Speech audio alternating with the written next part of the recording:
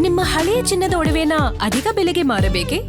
ಆಟಿಕಾಗೆ ಕಾಲ್ ಮಾಡಿ 8880 Attica gold company.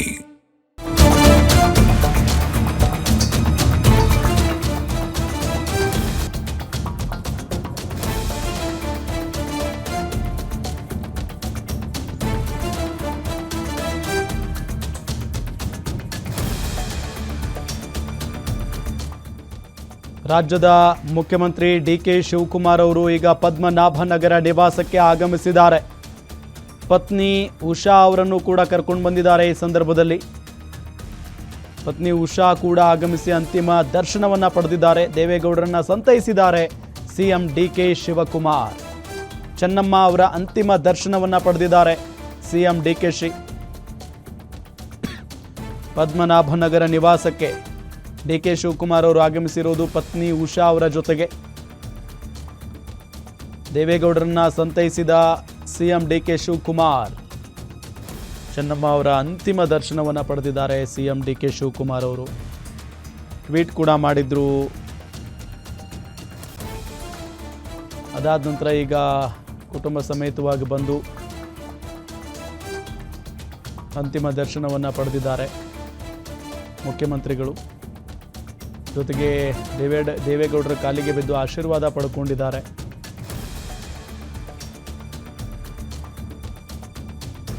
ಈಗಾಗಲೇ ಸಿದ್ದರಾಮಯ್ಯನವರು ಬಂದು ಹೋದರು. ಸಾಕಷ್ಟು ಜನ ಕಾಂಗ್ರೆಸ್ನ ನಾಯಕರೆಲ್ಲ ಬಂದು ಹೋಗಿದ್ದಾರೆ. ಇದರ ಜೊತೆಗೆ ಈಗ ಡಿ.ಕೆ. ಶಿವಕುಮಾರ್ ಅವರು ಮುಖ್ಯಮಂತ್ರಿಗಳು ದೇವೇಗೌಡರ ಕಾಲಿಗೆ ಬಿದ್ದು ಆಶೀರ್ವಾದವನ್ನು ಪಡೆದಿದ್ದಾರೆ. ಡಿ.ಕೆ. ಶಿವಕುಮಾರ್ ಚೆನ್ನಮ್ಮ ಅವರ ಅಂತಿಮ ದರ್ಶನವನ್ನು ಪಡೆದಿದ್ದಾರೆ. ಪದ್ಮನಾಭನಗರ ನಿವಾಸಕ್ಕೆ ಆಗಮಿಸಿದ್ದಾರೆ ಡಿ.ಕೆ. ಶಿವಕುಮಾರ್ ಅವರು. ಸಿಎಂ ಡಿ.ಕೆ. ಜೊತೆಗೆ ಪತ್ನಿ ಉಷಾ ಕೂಡ ಆಗಮಿಸಿದ್ದಾರೆ. ಇದು ಸಿದ್ದರಾಮಯ್ಯನವರು ದೇವೇಗೌಡರಿಗೆ ಸಂತೈಸ್ತಾ ಇರುವಂಥ ದೃಶ್ಯ. ಅವರ ಕುಟುಂಬಸ್ಥರಿಗೆ ಧೈರ್ಯ ತುಂಬಿ ಅಲ್ಲಿಂದ ಸಿದ್ದರಾಮಯ್ಯನವರು ಈಗಾಗಲೇ ಹೊರಟಿದ್ದಾರೆ.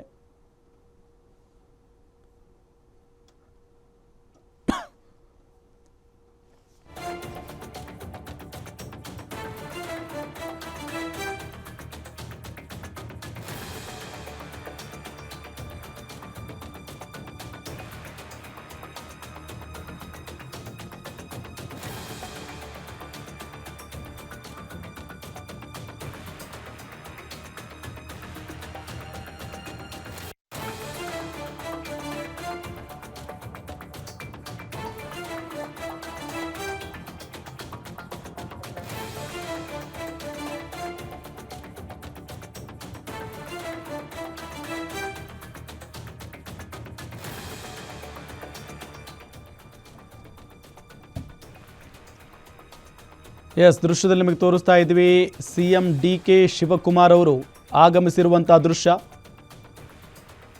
ಅಂತಿಮ ದರ್ಶನವನ್ನು ಪಡೆದುಕೊಂಡಿದ್ದಾರೆ ಪತ್ನಿ ಉಷಾ ಸಮೇತ.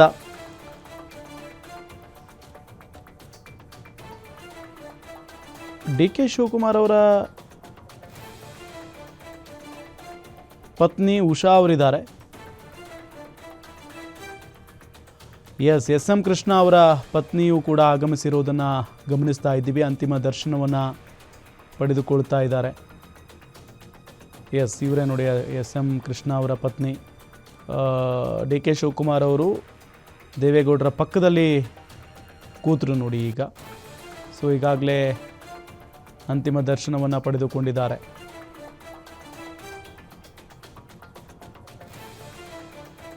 ರಾಜಕಾರಣನೇ ಬೇರೆ, ವೈಯಕ್ತಿಕ ಜೀವನವೇ ಬೇರೆ. ದಿನ ಬೆಳಗಾದರೆ ಸಾಕು ಒಬ್ಬರನ್ನೊಬ್ಬರು ಹೀಯಾಳಿಸ್ತಾ ಇರ್ತಾರೆ, ವ್ಯಂಗ್ಯ ಮಾಡ್ತಾ ಇರ್ತಾರೆ. ಇದ್ರ ನಡುವೆ ಸಾವು ನೋವುಗಳು ಅಂತ ಬಂದಾಗ ಒಬ್ಬರ ಜೊತೆಗೆ ಒಬ್ಬರು ನಿಲ್ತಾರೆ ಅನ್ನೋದಕ್ಕೊಂದು ಉದಾಹರಣೆಗಳು ಎಲ್ಲ. ಸಿದ್ದರಾಮಯ್ಯನವರು ಬಂದು ಹೋದರು. ಈಗ ಡಿ.ಕೆ. ಶಿವಕುಮಾರ್ ಅವರು ನೋಡಿ, ಸಿ.ಎಂ. ಇಬ್ರಾಹಿಂ ಅವರು ಹಿಂದೆ ನಿಂತ್ಕೊಂಡಿದ್ದಾರೆ. ಸಿ.ಎಂ. ಇಬ್ರಾಹಿಂ ಅವರು ಇವತ್ತು ಗ್ಯಾರಂಟಿ ನ್ಯೂಸ್ ಜೊತೆಗೆ ಮಾತನಾಡಬೇಕಾದಂಥ ಸಂದರ್ಭದಲ್ಲಿ ಕಣ್ಣೀರು ಹಾಕ್ಬಿಟ್ರು. ಮಹಾನ್ ತಾಯಿ ಆಕೆ, ಕೈ ತುತ್ತು ಕೊಟ್ಟಿದ್ದಾರೆ ನಮಗೆ, ದೊಡ್ಡ ಮಗ ನೀನು ಅಂತ ಇದ್ರು ನನಗೆ ಅಂತೆಲ್ಲ ಮಾತಾಡ್ತಾ ಭಾವುಕರಾಗ್ಬಿಟ್ರು. ಸಿ ಎಂ ಇಬ್ರಾಹಿಂ ನೋಡಿ ದೇವೇಗೌಡರ ಪಕ್ಕದಲ್ಲೇ ನಿಂತ್ಕೊಂಡಿದ್ದಾರೆ.